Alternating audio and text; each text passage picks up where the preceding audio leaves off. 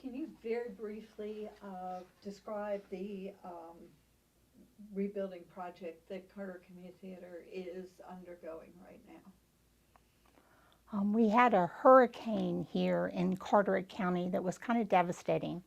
It turns out that the theater was right, it's about 2 blocks from the sound.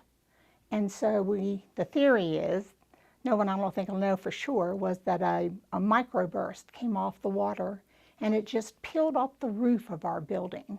And then like a washing machine, it just took all the contents in it and just tossed them all around. So we pretty much had total devastation for us. So we lost all of our technical equipment, the light, the sound, the stage, and as it so happened, uh, I was directing a show. We were doing Gypsy, and we were in final dress rehearsal, and we lost all of that.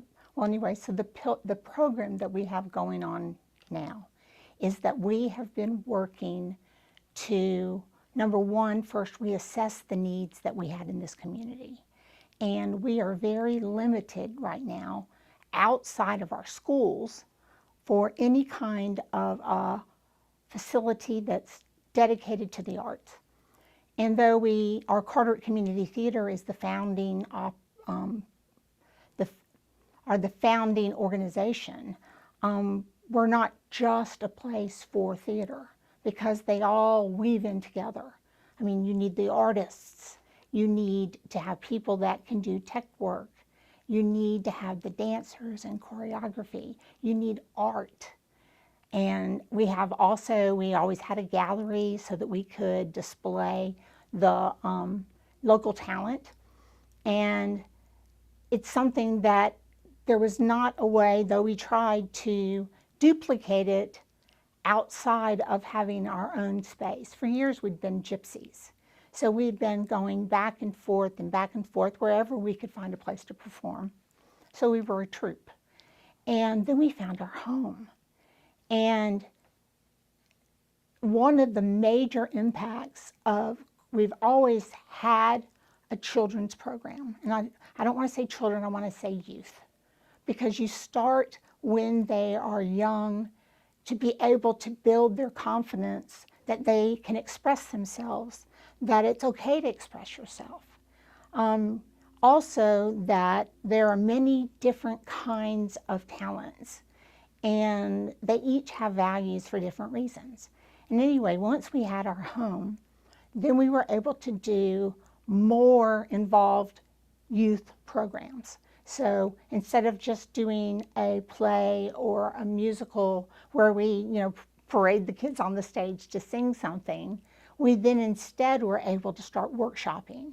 We started with our drama day camps in the summertime for the kids, and they ate it up. And not only that, but once they got exposed, they thirsted for it. And this was also coinciding with the time that the school systems had less money and less resources. And so this was coming down while we were going up. And so we had kids that were coming back year after year after year. And then, they went from being in a show to doing something more heavily involved in making it happen, to taking care of the young ones, to being a counselor in the camp, then to moving out of here, going away to school, coming back, and continuing. I mean, the current director of our summer camps happened to be my lead, Gypsy, not Gypsy, the daughter, and she's back and she's the director of our drama camp, so it's just wonderful. And can you tell me, Rotary has chosen this project, the rebuilding of the theater, as their centerpiece for the 100-year anniversary, their gift to the community. So that $250,000 is going to be the Rotary lobby. Can you just very quickly address that this is the 100-year anniversary project and that it will be the Rotary lobby, the centerpiece of this gift to the community? We at the theater, I can't tell you how excited and honored we were when the committee chose the theater as the project, as a bricks and mortar memorial, so that to show the impact of Rotary in this community and their support of our youth and the arts for all of us. It came at a time when we really needed, we had a lot of people that had told us that they would support us. But when we came and said, okay, we're ready, it's time to go, getting them to step forward and say, yes, okay, we're going to do this. And so I don't want to say it's more important than the money, because the money is crucial for us to be able to do this project.